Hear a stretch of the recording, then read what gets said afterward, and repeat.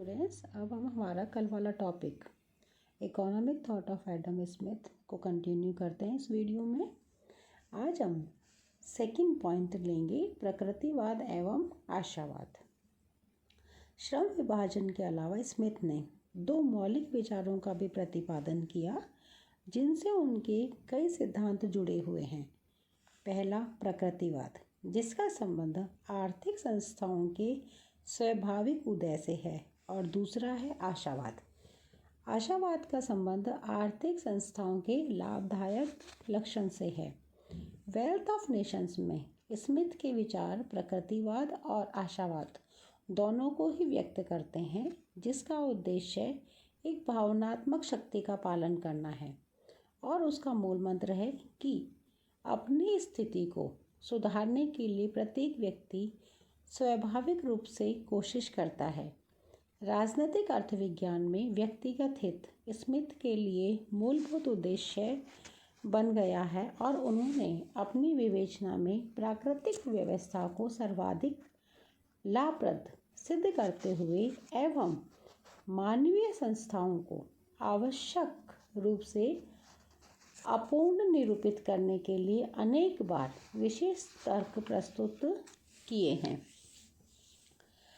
Adam Smith ने प्रकृतिवाद एवं आशावाद में एक सह संबंध स्थापित किया है और उन्होंने यह माना है कि जिन आर्थिक संस्थाओं का स्वतः ही उद्गम होता है वे अनिवार्य रूप से मानव समाज के लिए बहुत ही लाभदायक होती हैं और उनके प्रकृतिवाद एवं आशावाद को एक दूसरे से अलग नहीं किया जाता। आर्थिक संस्थाओं के स्वतः ही उत्पन्न होने के संबंध में स्मिथ ने विभिन्न उदाहरण प्रस्तुत किए हैं, जैसे श्रम विभाजन है, मुद्रा, पूंजी, मांग व पूर्ति और जनसंख्या। इन सभी को स्मिथ ने आर्थिक प्रगति के लिए अनुकूल माना है। जैसे श्रम विभाजन से श्रमिकों की कार्यकुशलता बढ़ती है, कुल उत्पादन में वृद्धि होती है, नई नई मशीनों के आविष्कार को प्रोत्साहन मिलता है। जैसे कि हमने से पिछले वाले वीडियो में जब कार्य विभाजन की बात करी थी, तब हमने कहा था कि कोई भी व्यक्ति जिस कार्य को बार बार करता है उसको उस कार्य में दक्षता हासिल हो जाती है, कुशलता हासिल हो जाती है और वह उस कार्य को बहुत ही कम समय में और बहुत ही अच्छे तरीके से कर पाता है। और श्रम विभाजन के कारण कार्य क्षमता भी बढ़ती है, उत्पादन बढ़ता है और नए आविष्कारों को एक प्रोत्साहन भी मिलता है। मुद्रा के कारण अदल बदल या वस्तु विनिमय की कठिनाइयाँ भी दूर होती हैं और आधुनिक विनिमय की प्रक्रिया बहुत ही अधिक सरल हो गई है।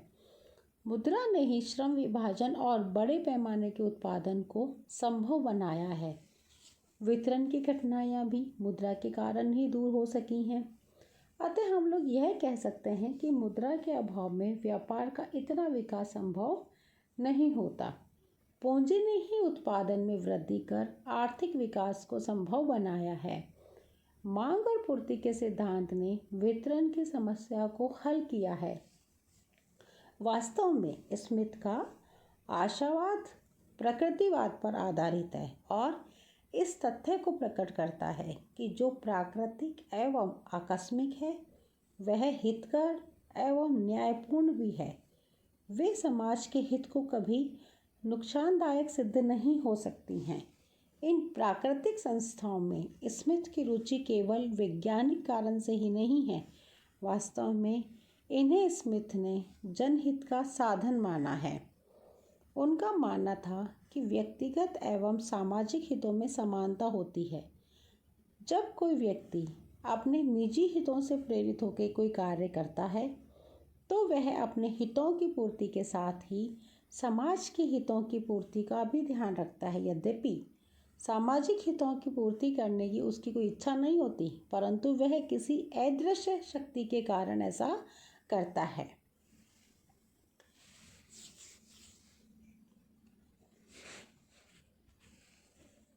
स्टूडेंट्स, अब हम एडम स्मिथ के आर्थिक विचारों में आर्थिक स्वतंत्रता एवं राज्य के कार्य का अध्ययन करेंगे। स्मिथ ने प्रकृतिवाद और आशावाद में आर्थिक स्वतंत्रता के निष्कर्ष की ओर हमारा ध्यान आकर्षित किया और उन्होंने कहा कि जब तक कोई व्यक्ति न्याय के कानूनों का उल्लंघन नहीं करता, वह अपने हितों को अपने ढंग से पूर्ण करने के लिए एवं अपने उद्योग एवं पूंजी के द्वारा दूसरों से प्रतियोगिता करने के लिए स्वतंत्र है। आर्थिक कार्यों को करने के लिए सरकार अपनी प्रकृति के अनुसार अयोग्य है। अतः बुद्धिमानी यही है कि इस क्षेत्र में सरकार की हस्तक्षेप की नीति का पालन किया जाए। प्राकृतिक कानून के अनुसार प्रत्येक व्यक्ति को अपने हित को अधिकतम करने के लिए स्वतंत्र छोड़ दिया जाना चाहिए। इससे सामान्य हित अधिकतम होगा। सरकार को आर्थिक कार्यों के लिए अयोग्य ठहराते हुए स्मिथ कहते हैं कि शासक और व्यापारी ये दोनों ही लक्षण विरोधी होते हैं। अर्थात अधिक कार्यों को संपन्न करने वाला व्यापारी एक कुशल शासक नहीं हो सकता।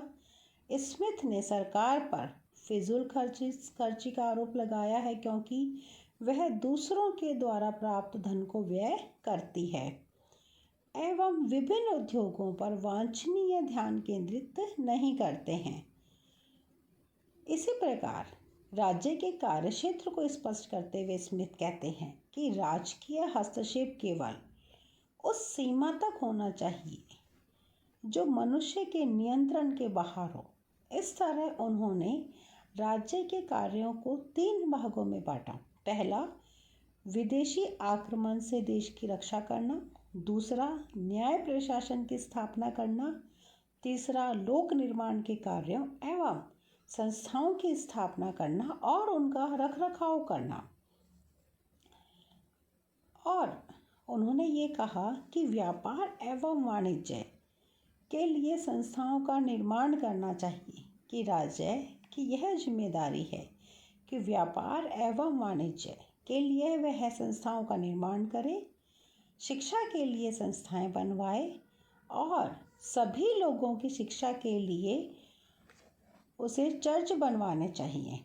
स्मिथ कहते हैं कि ये तमाम संस्थाएं पूर्ण समाज के लिए लाभप्रद है। अतः इनकी स्थापना का व्यय जनता से नहीं लिया जाना चाहिए।